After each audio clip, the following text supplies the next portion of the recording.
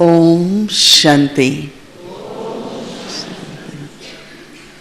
Dadi Janki is in Gujarat, so you have to say Om Shanti, she can hear it there. So she will know that we invoked her. Huh? Oh.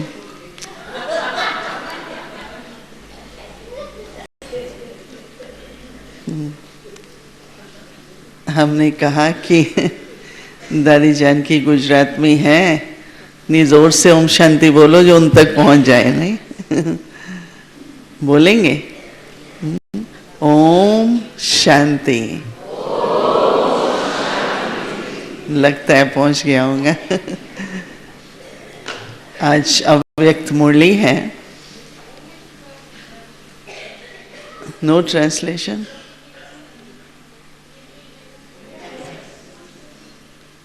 Yes, ठीक है, everyone has translation.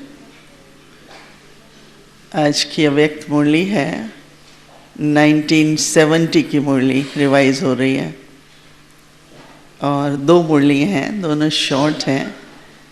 परंतु जब 1970 में बाबा हम बच्चों से किस तरह से बात कर रहे हैं तो आप उस तरह से ध्यान से सुनेंगे।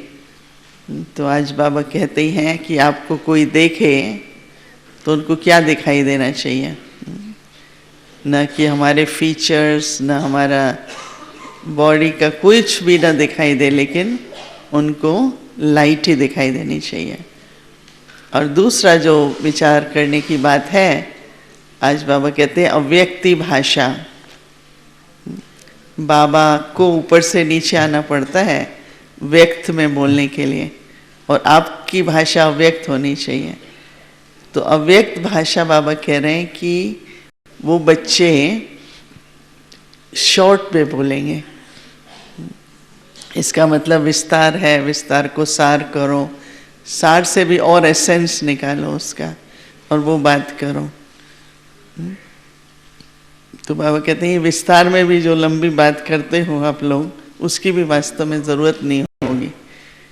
तो आज जो बाबा कहते हैं कि समय अनुसार, आज के समय अनुसार इन दोनों प्रकार की ज़रूरत है कि लाइट ही दिखाई दे और अपनी भाषा जो है वो अव्यक्ति भाषा, जिसमें इतनी अंदर में ठीक आपस में संबंधों की बात कहें और एकदम से ठीक कम्युनिकेशन हो जाए।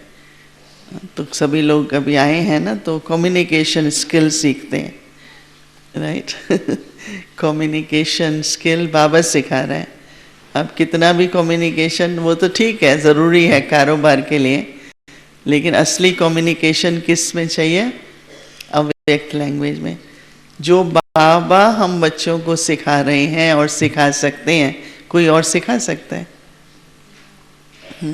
कोई भी। आज आप देखो, कोई कितनी भी बड़ी बात है, आपस में है, अंदर में है, बाबा की बात को अगर हम सुन के धारण करते हैं, हल निकल आता है। कोई भी कितने भी हम सोचें कॉन्फ्लिक्ट रेजोल्यूशन आपस में ये हो, लेकिन जो हमारे जीवन है वो अलौकिक जीवन है, तो उसमें अलौकिक मेथड तो हमको यूज़ करने ही पड़ेंगे। ये ठीक है कि दूसरे मेथड्स हम इसलिए सोचते हैं कि थोड़ा बुद्धि को थोड़ा तरीके निकालते हैं समझने के लिए, लेकिन जो असली तरीका है, क्योंकि बाबा का बनने के बाद जो संस्कार इमर्ज होते हैं, जो बातें आती हैं, उसका हल भी बाबा से ही हम बच्चों को मिलता है। तो वास्तव में हर एक को इतनी गहराई से, इतनी उससे समझना चाहिए, और उस समझ के आधार से उसको हम हर सिचुएशन में अप्लाई करें।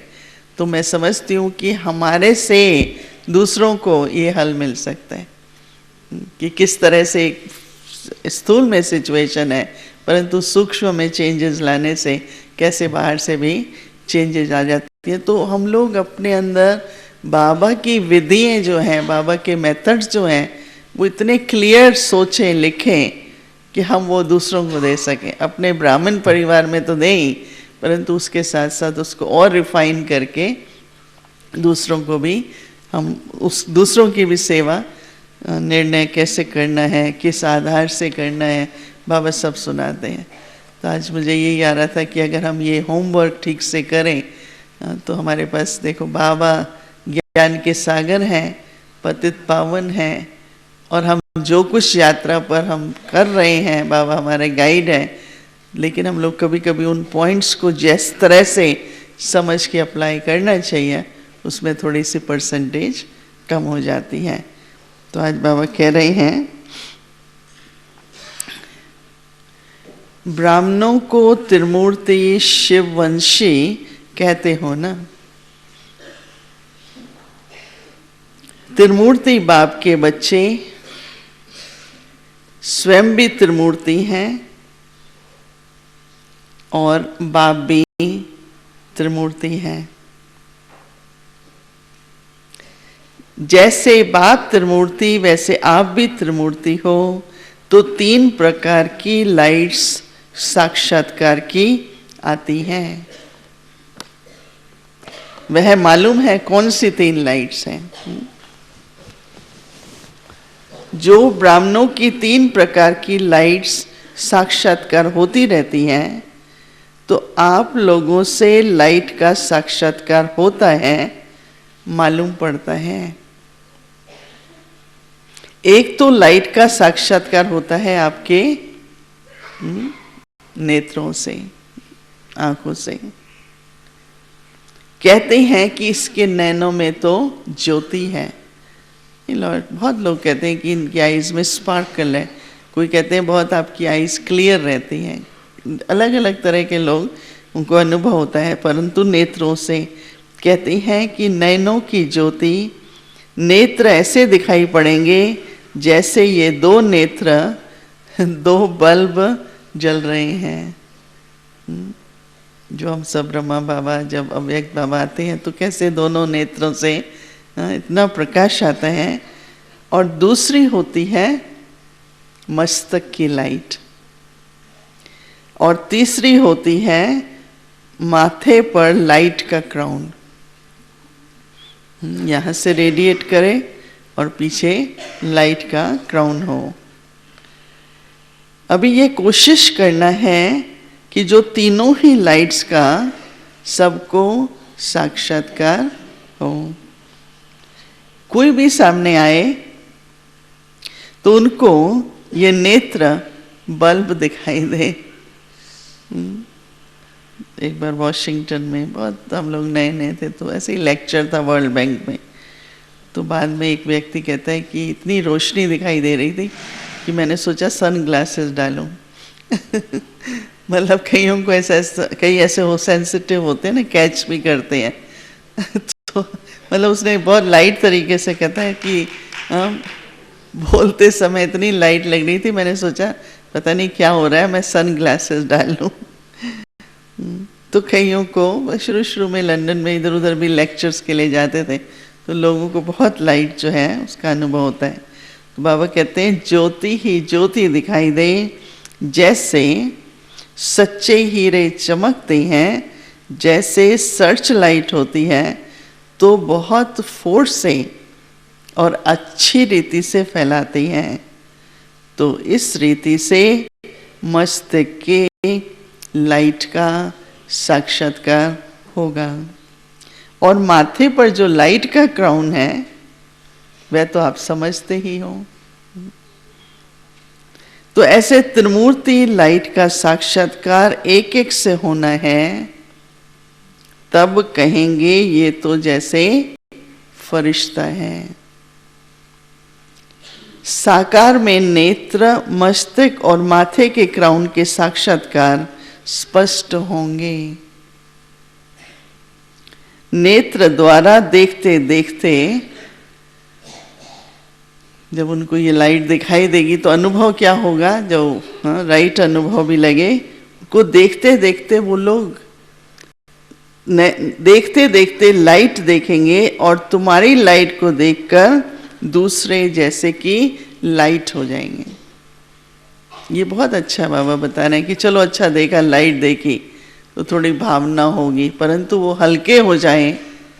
तो वो बाबा बहुत अच्छी तरह से समझा रहे हैं कि जो भी सामने आए तो वो एकदम हल्का हो जाए, लाइट हो जाए। तुम्हारी लाइट को देख दूसरे जैसे लाइट हो जाएंगे, कितना भी मन में व स्थिति में हो, लेकिन आने से ही हल्का हो जाए।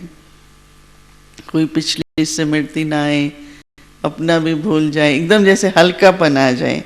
ऐसी स्टेज अब आपको पकड़नी है, क्योंकि आप लोगों को देखकर और सभी भी अपनी स्थिति ऐसे करेंगे।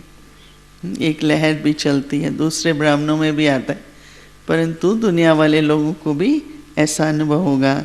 अभी से ही अपना गायन सुनेंगे।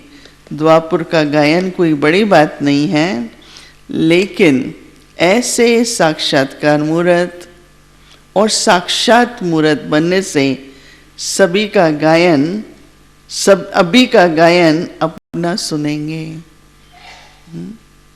तो पहले तो देखो कोई भी कोई महिमा करता है, ये बाबा की महिमा है, बाबा की महिमा है। फिर कई बार सुनते हैं तो थैंक्स करते हैं बाबा को कि आपने ऐसा योग्य बनाया हमको कि इस तरह के गुण जो हैं दूसरों को अनुभव हो रहे हैं। तो आपके आगे आने से लाइट ही लाइट देखने में आए, ऐसा होना है। मधुबन ही लाइट का घर हो जाएगा। ये बाबा सिर्फ अभी बाहर की बात नहीं कर रहे हैं, लेकिन यहाँ पर भी मधुबन में बाबा ने कहा ये दिए आदि देखते हो ना, जैसे नहीं दिखेंगे। आप लोगों की लाइट इतनी इनफ होगी, कहते हैं, और लाइट्स पर ध्यान नहीं जाएगा। जैसे वतन में जाते हो तो लाइट ही लाइट देखने में आती है। कई पूछते हैं ना क्या है वतन में, क्या एकदम स्पेस है।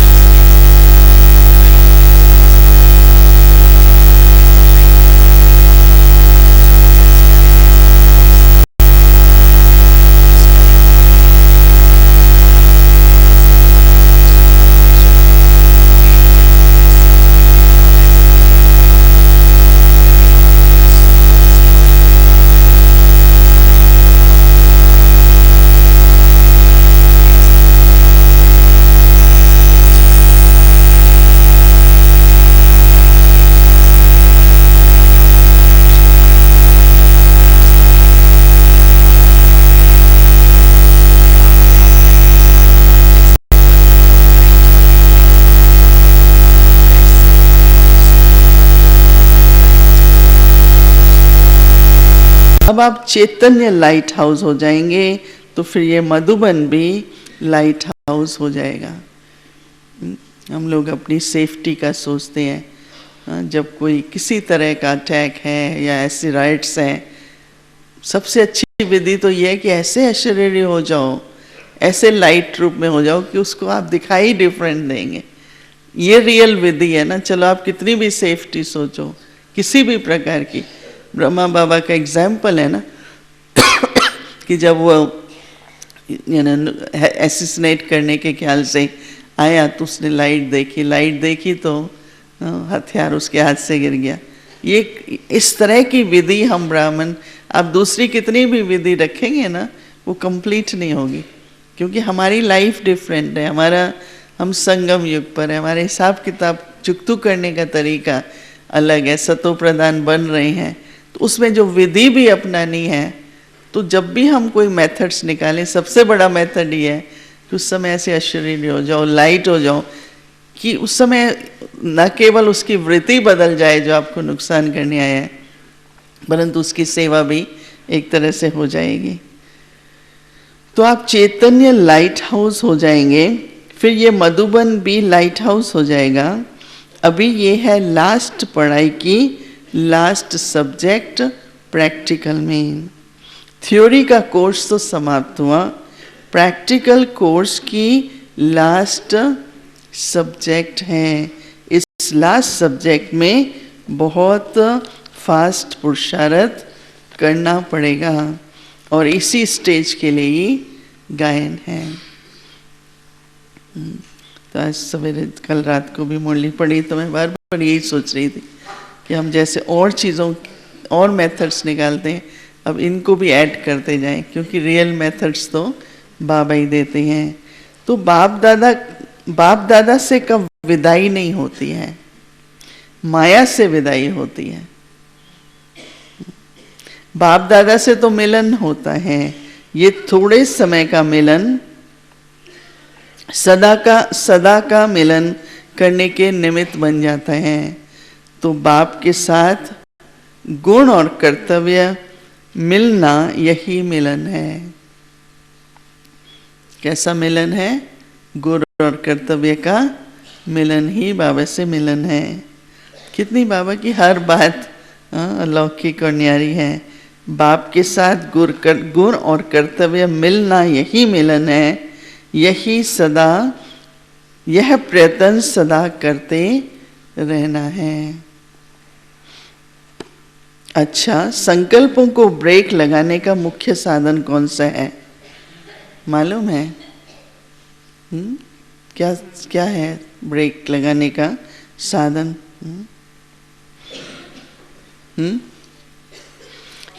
बहुत अच्छी युक्ति, बिल्कुल सिंपल और पावरफुल युक्ति है। जो भी कार्य करते हो तो करने से पहले सोचकर फिर कार्य शुरू करो। जो कार्य करने जा रहा हूं वह बाप दादा का कार्य है। अपने संकल्प क्यों मिक्स करें? जिस कार्य के लिए जा रहा हूं बाप दादा का कार्य है, मैं निमित्त हूं। जब कार्य समाप्त हो, बीच में जा रहे हैं फिर कार्य कर रहे हैं, पापा का कार्य मैं निमित्त हूँ, पर जब समाप्त हो तो क्या करना है? जैसे फिर बाद में चलता है, ऐसा नहीं करना चाहिए था, ऐसा नहीं होता, वो ना होता, बाद में भी संकल्प चलते हैं ना। तो जब कार्य समाप्त हो तो जैसे यज्ञ रचा जाता है ना, तो समाप्ति समय आहुति दी जाती है।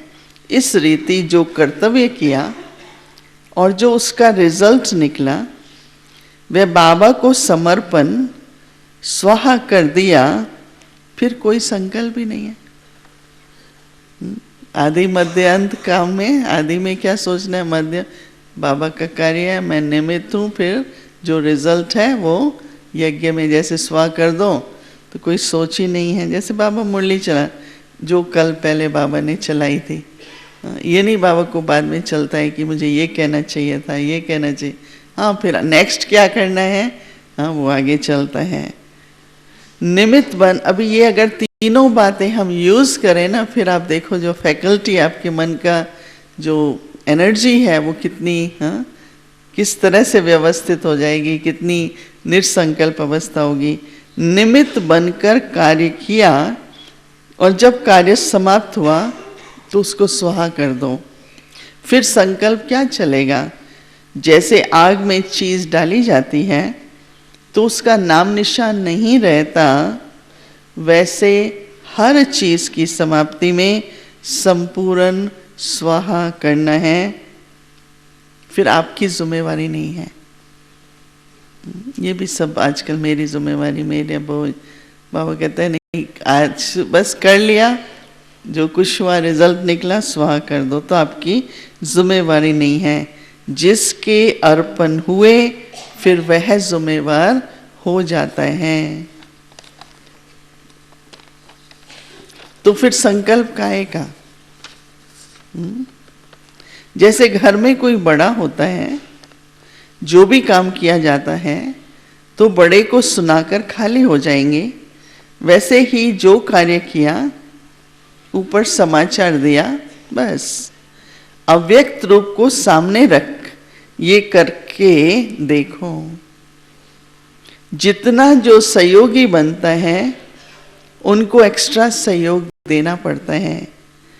जैसे अपनी आत्मा की उन्नति के लिए सोचते हो, इस रीति शुद्ध भावना, शुभ चिंतक और शुभ चिंतन के रूप में शुद्ध भावना, शुभ चिंतक, शुभ चिंतन के रूप में एक्स्ट्रा मदद, दोनों रूप से किसी भी आत्मा को विशेष सहयोग दे सकते हो। क्या सहयोग देना एक दूसरे को? इन तीन चीज़ों का ही सहयोग चाहिए, देना चाहिए। इससे बहुत मदद मिलती है। जैसे कोई गरीब को अचानक बिगर मेहनत प्राप्ति हो जाती है तो उस रीति जिस भी आत्मा के प्रति एक्स्ट्रा सहयोग दिया जाता है, वह आत्मा भी महसूस करती है कि हमको विशेष मदद मिली है।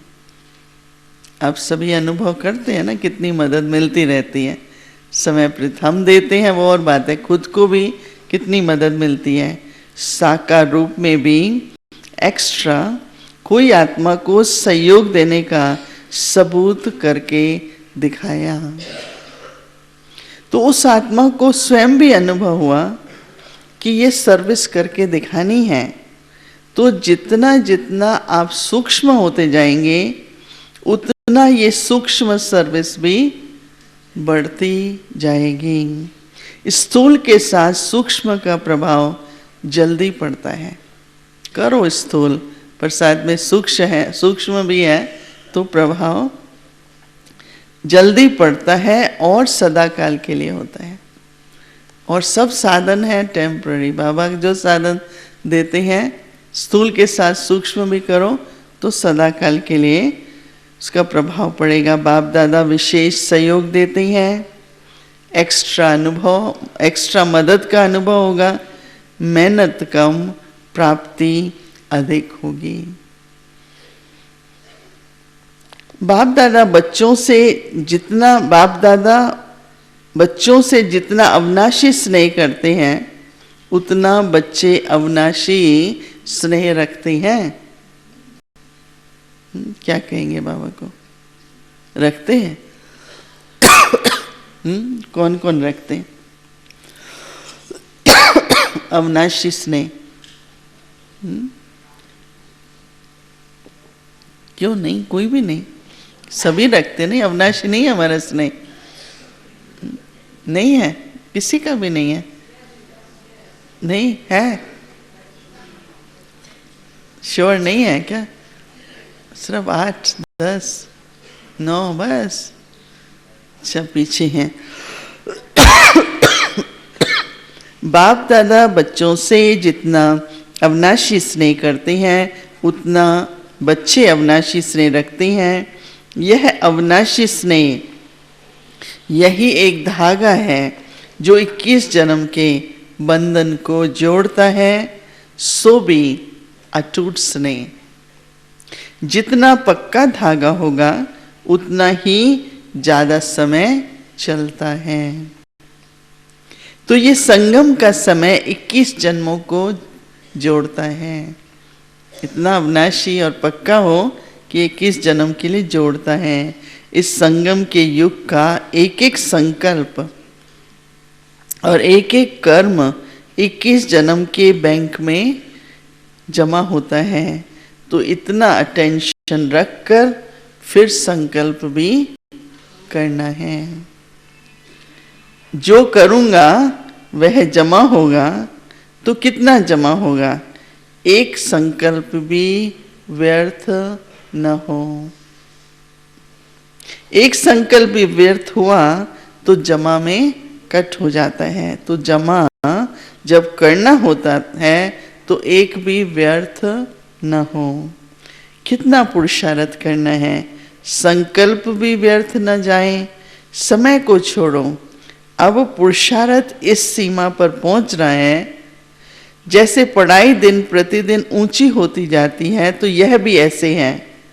बड़े क्लास में पढ़ रहे हो ना, मतलब ऊंचा क्लास है ना, बड़ी हाई क्लास में पढ़ रहे हो, समझा? तो ये बाबा कितनी हर लाइन अलग विधि है। 21 जन्म के लिए जमा कैसे हो, प्रारब्ध कैसे बने, उसके धागा सिर्फ चाहिए। स्नेह का धागा अविनाशी हो। तो एक एक बात जैसे कि युक्ति के रूप में है। अच्छा, दूसरी मुरली है। वो मुरली ये जो बाबा की थी वो 19/6/70 की, और ये है 25/6/70 कि बाबा हर चौथे दिन आता था पहले, सारा साल, क्योंकि ये जून की मुरली हुई ना। व्यक्त लोक में रहते अव्यक्त वतन की भाषा को जान सकते हो। अव्यक्त वतन की भाषा कौन सी होती है? कब अव्यक्त वतन की भाषा सुनी है? लोग शुरू शुरू में जब पहले ट्रांस में जाना शुरू किया तो कुछ समझ थोड़ी आता था, सिर्फ पेड़ पौधे देख के वापस आ जाते थे। या बगीचा था, वहाँ रास हो रही थी, फिर ये था, बाबा देखा, फिर खुद भी रास करने लगते थे, आ जाते थे वापस। इतना समझ नहीं आता था, थोड़ी ऐसे इशारा जैसे समझ आता। अब जो बाबा एक्सप्लेन कर रहे हैं अभी इस समय पर एकदम से सारा, कई कहते हैं आप लोगों को कैसे सुनाई तो नहीं पड़ता है, लेकिन इतना एकदम स्पष्ट हो जाता है। तो बाबा आज बता रहे हैं, अभी तो अव्यक्त वतन को व्यक्त लोक के निवासियों के लिए अव्यक्त आधार ले व्यक्त देश की रीति मुहाफिक बोलना पड़ता है। वहाँ अव्यक्त वतन में तो एक सेकंड में बहुत कुछ रहस्य स्पष्ट हो जाते हैं। कल भी एक दो भाई पूछ रहे क्या होता है जब आप बैठते हो, हमने कहा निर्संकल्प हो जाता है। एक गुरुवार का दिन ही ऐसा होता है, जैसे ही बैठो एक सेकंड भी नहीं होता है, बस ऐसे जैसे निर्संकल्प हो जाता है। ये भी नहीं सोचते भोग लगाना है या बाबा के पास जाना है। बाबा ऐसे बुद्धि को साइलेंस में चले जाते हैं, फिर बाबा अपने पास वतन में बुला लेते हैं। कई लोग आत्मा जाती है करती है, हम तो कहते हैं जाते ही हैं। आत्मा जाती है या लाइट का रूप जाता है, बाबा इमर्ज करते हैं, लेकिन अनुभव बिल्कुल प्रैक्टिकल होता है। तो जिसको बाबा कहते हैं वहाँ अव्यक्त वतन में एक सेकंड में बहुत कुछ रहस्य स्पष्ट हो जाते हैं। यहाँ आपकी दुनिया में बहुत बोलने के बाद कुछ स्पष्ट होता है। ये है फर्क व्यक्त भाषा और अव्यक्त बाप दादा के इशारों से ये समझ सकते हो कि आज बाप दादा क्या देख रहे हैं। जैसे साइंस के द्वारा कहाँ कहाँ की बातें, कहाँ कहाँ के दृश्य कैच कर सकते हैं। इंटरनेट, साइबर स्पेस, ये सब मुझे तो अभी तक भी कई बार वो कहाँ से कैसे करोड़ों के अंदाज में आजकल क्या फ़ोन वो ऐप अभी फ़ोन करते हैं, टोली डिपार्टमेंट से बात हो जाती है सीधा, वहाँ से न्यूयॉर्क से बात कर सकते हैं। हमारे लिए टोली बनाना ठीक नहीं है कभी, लेकिन कर सकते हैं। कोई भी मतलब कहने का साइंस ने कितना, इसी तरह से जो हमारी अव्यक्त स्थिति होगी, बाबा कहता है साइलेंस होगी तो कम्युनिकेशन हमारा किस तरह से होगा। वैसे आप लोग अव्यक्त स्थिति के आधार से सन्मुख की बातों को कैच नहीं कर सकते हो। 3 बातें देख रहे हैं, वह कौन सी हैं? अभी करना क्या है उस स्थिति को बनाने के लिए? ये नहीं कि बैठ के कहीं लाइट हूँ तो व्यक्त हो जाएंगे, पर एक प्रैक्टिकल में क्या करना है।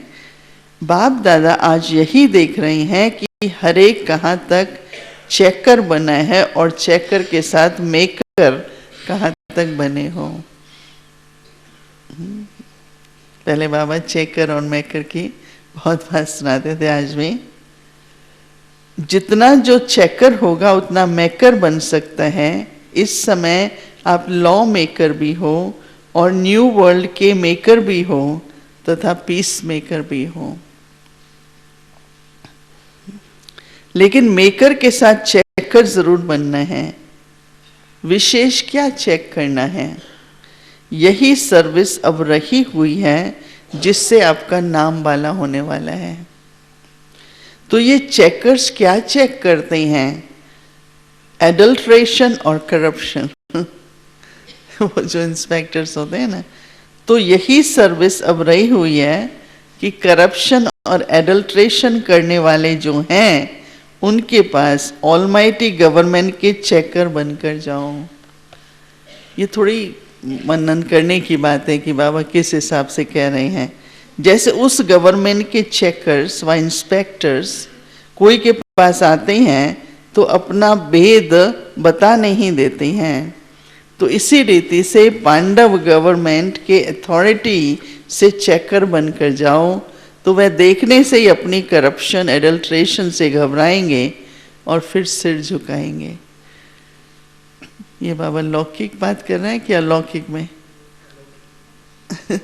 क्योंकि लौकिक में तो हमारा क्या चेकर बनने की बात है, लेकिन यहाँ भी कभी कभी होता है ना, मिक्स हो जाता है, कोई लंबी लंबी बात करते हैं, कोई मन मत मिक्स, लेकिन उसको ऐसा बताएंगे जैसे ये पता होता है कि अंदर में थोड़ा सा कुछ मिक्स है। करप्शन, हमारी करप्शन क्या होगी, यही है ना कि मन मत परमत ये मिक्स हो जाती है श्रीमत पे। तो अब ये सर्विस रही हुई है, इससे नाम वाला होगा, एक ने भी सिर झुकाया तो अनेकों का सिर झुक जाएगा। तो बाबा ये लौकिक के लिए भी कह रहे हैं, पांडव गवर्नमेंट की अथॉरिटी बनकर जाना और ललकार करना, अब समझा अपना भी चेकर बनना है और सर्विस में भी। तो जो जितना चेकर और मेकर बनता है वो फिर क्या बनता है, रूलर बनता है। तो रूलिंग पावर कहाँ से आई कि देखा ये बात ठीक नहीं है, पर उसको मेकअप कर लेना, ठीक कर देना बात को। इसलिए कभी भी आप देखेंगे कोई बात होती है उसको आप रिएक्ट करेंगे, वो मेक नहीं करेंगे, करेंगे आपको लगेगा आपने ठीक किया है, पर उससे दूसरा कोई हर्ट होगा, उससे कुछ ना, क्योंकि मेकर ठीक से नहीं किया।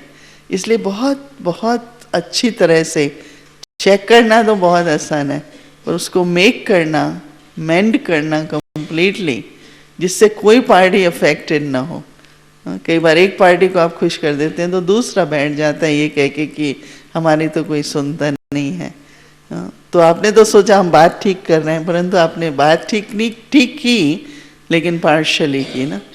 तो ये एक बहुत कला है जिसको बाबा फिर कहते हैं, उससे आप में क्या आएगा, रूलिंग पावर आएगी।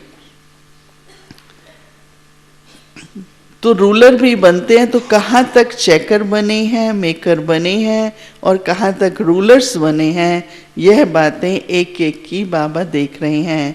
अब अपने को इन तीनों रूपों से स्थित करेंगे तो फिर छोटी छोटी बातों में समय नहीं जाएगा। जब है ही औरों के भी करप्शन एडल्ट्रेशन चेक करने वाले, तो अपने पास फिर करप्शन और एडल्ट्रेशन रह सकती है। इसका मतलब अपना मन फिर इतना शुद्ध हो, अनएडल्ट्रेटेड हो। तो ये नशा रहना चाहिए कि हम इन तीनों ही स्थितियों में कहाँ तक स्थित रह सकते हैं। रूलर्स जो होते हैं उसकी पहली निशानी क्या है, कभी भी किसी के अधीन नहीं होते, कोई भी इन्फ्लुएंस नहीं आएगा उनके ऊपर किसी भी आत्मा का, वो कभी भी किसी के अधीन नहीं होते हैं, वो अधिकारी होते हैं। वह कब किसके अधीन नहीं हो सकते, तो फिर माया के अधीन कैसे होंगे। तो अधिकार को बोलने से अधिकारी नहीं समझते, अधिकारी न समझने से फिर अधीन बन जाते हैं। तो जितना जितने अपने को अधिकारी समझेंगे तो उससे क्या होगा, फिर उदार चित्त होंगे। अधिकारी नहीं समझते तो थोड़ा सोचना लिमिटेड हो जाता है, पर अधिकारी जो समझेंगे तो उदार चित्त होंगे। जितना जो उदार चित्त बनता है उतना वो क्या कहा होगा बाबा ने, उदाहरण स्वरूप बनता है अन्य के लिए। क्योंकि उस उदार चित्त में क्षमा भाव भी है, रहम भाव भी है, दातापन भी है, बहुत कुछ उदार चित्त में आ जाता है।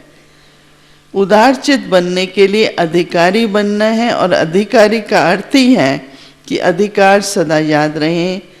जब अधिकार याद होंगे तो एक उदाहरण स्वरूप बन जाएंगे। हर एक आज प्रैक्टिकल प्रूफ चाहता है ना, तो एक एग्जाम्पल चाहिए। जैसे बाप दादा एग्जाम्पल रूप बने, वैसे आप सभी भी अनेकों के लिए उदाहरण रूप बनेंगे। तो उदार चित्त रहने वाला उदाहरण भी बनता है और अनेकों का सहज ही उद्धार भी कर सकता है। उदार चित्त रहने वाला उदाहरण बनता है और अनेकों का सहज ही अपलिफ्टमेंट कहो या उद्धार भी कर सकते हैं।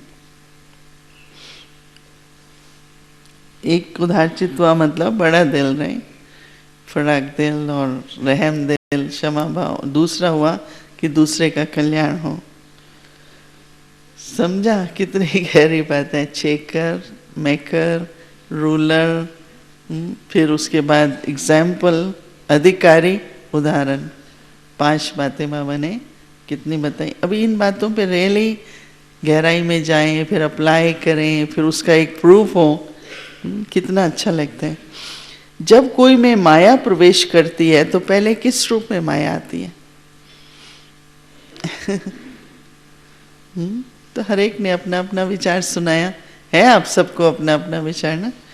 पहले माया भिन्न भिन्न रूप से आलस्य लाती है, मन का आलस्य, बुद्धि का आलस्य, फिर तन का आलस्य, फिर इसका, पर अंदर में बड़ा सूक्ष्म में आलस्य होता है। देह अभिमान में भी पहला रूप आलस्य धारण करती है। उस समय श्रीमत लेकर वेरीफाई करने का भी आलस्य करते हैं, तो देह अभिमान बढ़ता जाता है। अभी क्या पूछो, ठीक है कर लो, क्या फर्क पड़ता है, जैसे आलस्य कर लेते हैं। इतना हमने दादियों और बाबा का कनेक्शन देखते थे, हर छोटी छोटी बात। तब तो लेटर था, फोन तो था ही नहीं, लेटर आने में 8 दिन लगते हैं, लेटर का जवाब दे 8 दिन लग, परंतु वो कभी भी जो ऑनेस्ट थे उन्होंने सोचते बाबा से पूछे बिना हम कैसे करें, क्योंकि ब्लेसिंग चाहिए ना, और ऐसे भी श्रीमत है। तो उस समय श्रीमत लेकर वेरीफाई कराने का आलस्य करते हैं, तो देह अभिमान बढ़ता जाता है और सभी बातों में भिन्न भिन्न रूप से पहले आलस्य रूप आता है। आलस्य, सुस्ती तथा उदासी ईश्वरी संबंध से दूर कर देती है। पहले आलस्य है, फिर उदास होंगे, फिर दूर हो जाएंगे। साकार संबंध से, बुद्धि के संबंध से व सहयोग लेने के संबंध से आलस्य दूर कर देता है। तो इस सुस्ती आने के बाद फिर विकराल रूप हो जाता है उसका। देह अहंकार में प्रत्यक्ष रूप हमें आ जाते हैं। पहले छठे विकार से शुरू होता है। 5 विकार, छठा है आलस्य। ज्ञानी तो आत्मा वत्सों में माया लास्ट नंबर अर्थात सुस्ती के रूप में शुरू होती है। और सुस्ती में फिर कैसे संकल्प आते हैं? जब नहीं सुस्ती होती है तो कैसे संकल्प आते हैं? ज्ञानी तो आत्मा, बाबा कहते हैं सुस्ती में वर्तमान इसी रूप में माया की प्रवेशता है। इस पर बहुत ध्यान देना है। इस छठे रूप में माया भिन्न भिन्न प्रकार से आने की कोशिश करती है। तो सुस्ती के भी भिन्न भिन्न रूप होते हैं। एक है शारीरिक सुस्ती, मानसिक सुस्ती, दूसरा संबंध में भी माया आ जाती है। दोनों संबंध में भी माया आ जाती है। कई सोचते हैं चलो अभी नहीं फिर कभी कर लेंगे। तो ये भी जो एक महामंत्र है ना, कर लो अभी, कर लो अभी, कर लो, कल किसने देखा है, जल्दी क्या पड़ी है। ऐसे बहुत बहुत रॉयल रूप में माया आती है। कई ये भी सोचते हैं कि अव्यक्त स्थिति इस पुरुषार्थी जीवन में 6-8 घंटा रहे, ये कैसे हो सकता है, ये तो अंत में होगा। यह भी सुस्ती का रॉयल रूप है। ये बुद्धि का सोचना भी सुस्ती का रॉयल रूप है। सोचा था कभी इस तरह से? कहते हैं करूँगा, सोचूंगा, देखूंगा, ये सब सुस्ती है। अब इसके चेकर बनो, कोई को भी रॉयल रूप में माया पीछे हटाती तो नहीं है। प्रवृत्ति की पालना तो करनी है, लेकिन प्रवृत्ति में रहते वैराग्य वृत्ति में रहना है, यह भूल जाता है। अर्थात आधी बात याद रहती है। प्रवृत्ति में रहना है वो तो याद रहता है, पर कैसी स्थिति से रहना है कहते भूल जाते हैं।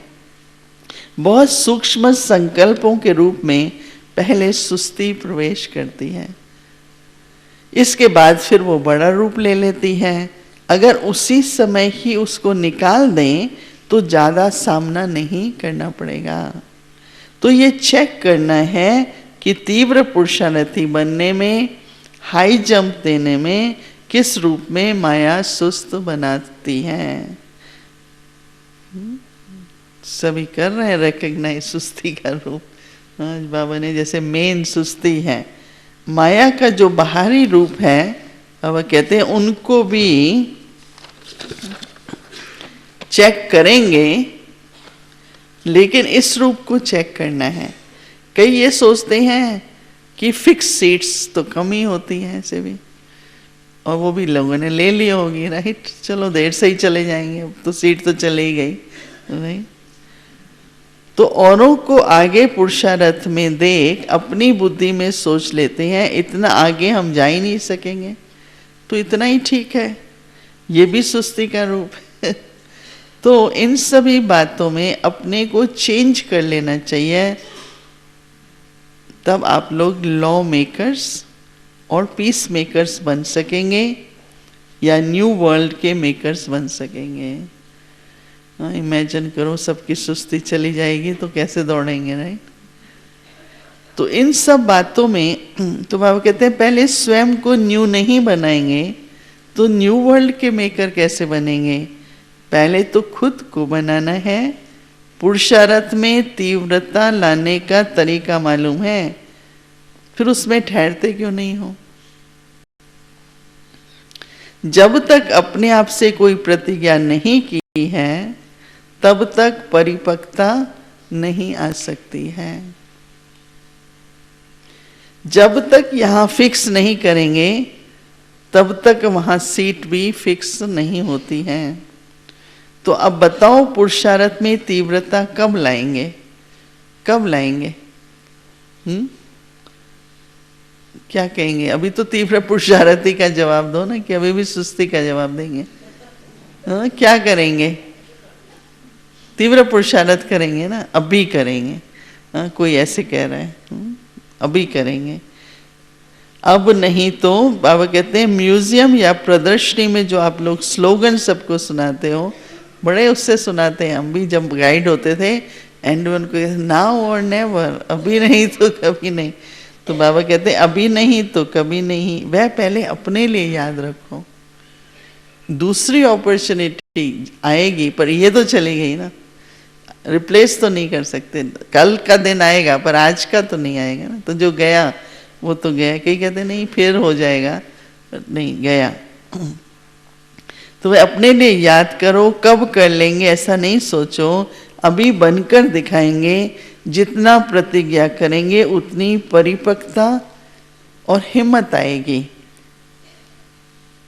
और सहयोग मिलेगा। प्रतिज्ञा करो, परिपक्वता आएगी, हिम्मत आएगी और फिर सहयोग भी मिलेगा। तो आप पुराने हो ना, इसलिए आपको सामने रखकर समझा रहे हैं। सामने कौन रखा जाता है? किसको सामने रखा जाता है? जो स्नेही होता है।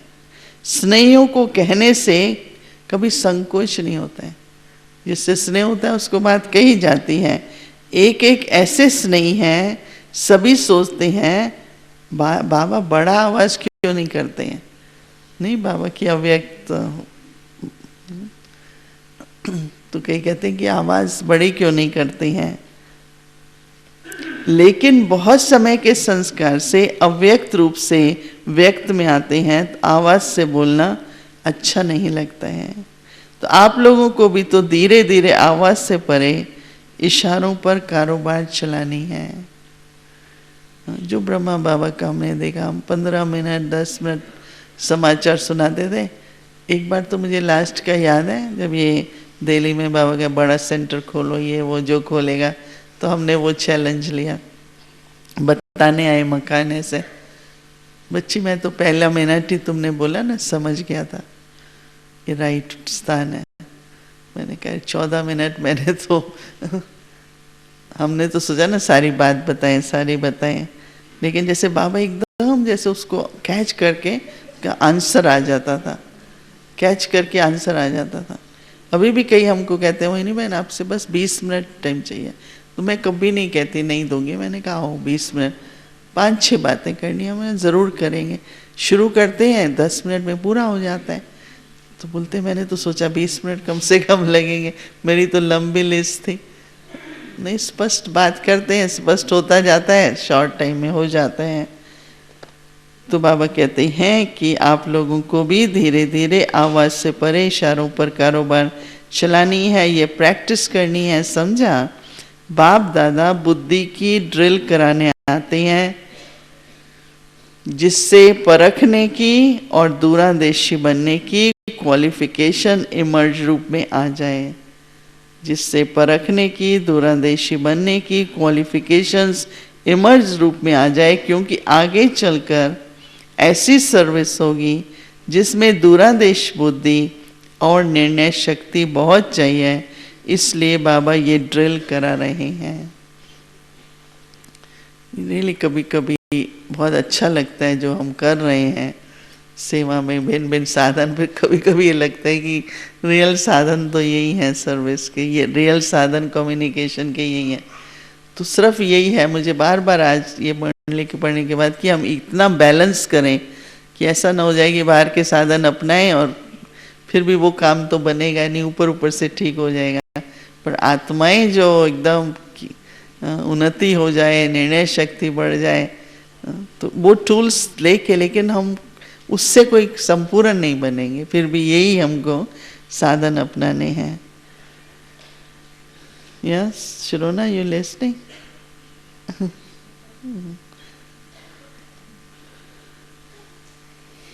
तो बाबा ये ड्रिल करा रहे हैं, फिर पावरफुल हो जाएंगे। ड्रिल से शरीर भी बलवान होता है, तो ये बुद्धि भी ड्रिल से बुद्धि शक्तिशाली होगी। जितनी जितनी अपनी सीट फिक्स करेंगे, समय भी फिक्स करेंगे, तो अपना प्रवृत्ति का कार्य भी फिक्स कर सकेंगे। इसलिए दादी को बिल्कुल बहुत काम है, बहुत सेवा है, बहुत ही है, इसलिए हमने ये कभी पसंद नहीं आता है। फिर हमको कहते हैं आप लोगों के टाइम पर तो इतनी सेवा नहीं थी। हमने कहा हम थोड़े से थे, स्टेज पर जाते थे, स्टेज सेक्रेटरी बनते थे, फिर लेक्चर करते थे, फिर क्वेश्चन आंसर करते थे, एंड में थैंक्स भी करके आते थे। खुद ही वो तबला हारमोनियम के साथ हम भी गाने बैठ जाते। कश्मीर में मुझे याद है प्रोग्राम करने गए तो लोग बार बार के ये फिर वापस वही आ गई है लगता, सिर्फ मुझे पब्लिक से भी सुनाई पड़ता था। तो सब पार्ट बजाते थे। अभी देखो तो कितनी बड़ी टीम है, कितने करने वाले हैं। कई समझते हमने सेवा ही नहीं की, वीआईपीज़ की सेवा हमने कहा हम तो प्राइम मिनिस्टर के पास प्रेसिडेंट के रूम में बैठ के ज्ञान सुनाए हैं। हर मिनिस्टर को मेडिटेशन कोर्स करा, दिल्ली में 6 बजे मेरे को हर दूसरे दिन दूसरा मिनिस्टर जाके उनको कोर्स करा के आते थे मेडिटेशन का 1 घंटा। सेवा तो शुरू से ही लेकर क्वालिटी की भी रही है, और थोड़े लोग थे तो हर जगह एग्जीबिशन पे जाना है, हर दिन भर समझाते थे हम, सवेरे ग्रुप्स लेते थे और अच्छा भी लगता था बहुत ही, क्योंकि क्वालिटी भी बहुत आती थी। तो ये समझना कि अभी सर्विस हो रही है। कई मुझे कहते हैं ऐसे समझते जैसे हमें पता ही नहीं वीआईपी।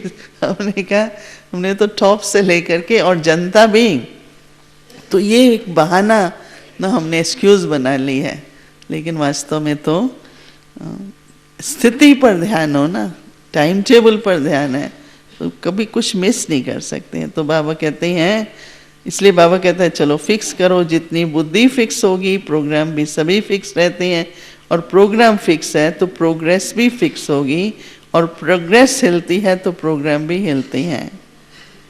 प्रोग्रेस हिलती है तो प्रोग्राम भी हिलते हैं। अब फिक्स करना सीखो, अब संपूर्ण बनकर औरों को भी संपूर्ण बनाना बाकी रह गया है। जो बनना है वह फिर सबूत भी देना है, अभी बनाने का सबूत देना है, बाकी इस कार्य के लिए अव्यक्त देश में है। ऐसे अव्यक्त देश में रहना है, पर इस कार्य के लिए हम व्यक्त देश में हैं। तो आज की मुरली से तो एकदम बुद्धि खुल जाती है। और कितना रियली हम तो कभी कभी ये सोचते कौन समझाएगा ये, और कितनी टीचिंग्स कितनी हाई है, कितनी ऊंच है। बस दिल में ये होता है कि कैसे किन शब्दों में ये चीज़ें बताते रहें, चाहे वीआईपीज़ हैं, चाहे कांटेक्ट वाले हैं, आपस में हम हैं, तो हमारी क्वालिफिकेशंस जैसे कि बढ़ती रहें। पर उसकी चर्चा कम होती है। मीटिंग में हम 6 घंटे बैठते हैं, पर कभी 1 घंटा आज इस मुरली के ऊपर हम बैठे तो बहुत बिजी हैं। नहीं तो ये मुरली ऐसी है कि इस पर आप सोचो और चर्चा करो, तो आप देखेंगे कितना प्रैक्टिकल में सार निकलता है। अच्छा, मीठे मीठे सिकी लदे बच्चों प्रति माता पिता बाप दादा का याद प्यार और गुड मॉर्निंग। रूहानी बाप की रूहानी बच्चों को नमस्ते, रूहानी बच्चों की रूहानी बाप को नमस्ते। आज का वरदान है, हर आत्मा के संबंध संपर्क में आते सबको दान देने वाले महादानी वरदानी भावा।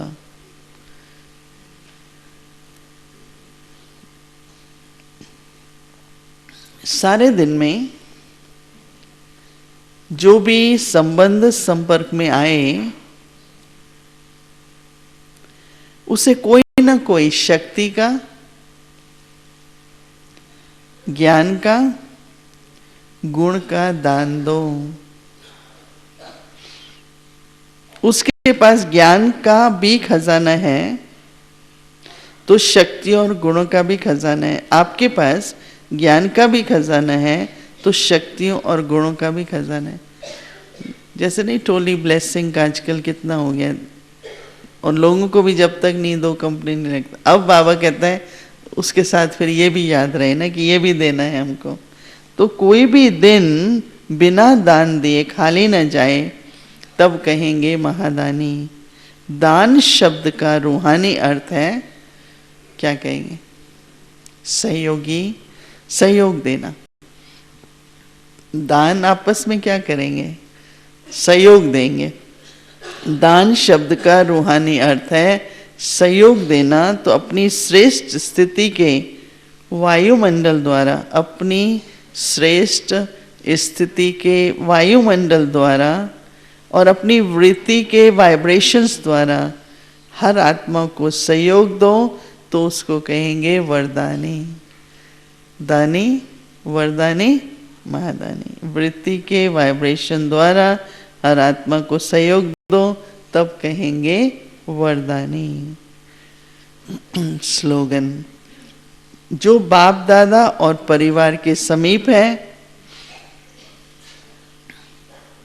उनके चेहरे पर संतुष्टता, रूहानियत और प्रसन्नता की मुस्कुराहट रहती है। जो बाप दादा परिवार के समीप है उनके चेहरे पर संतुष्टता, रूहानियत और प्रसन्नता की मुस्कुराहट रहती है। कैसा ब्रेकफास्ट मिला आज? स्पेशल ना? ओम शांति।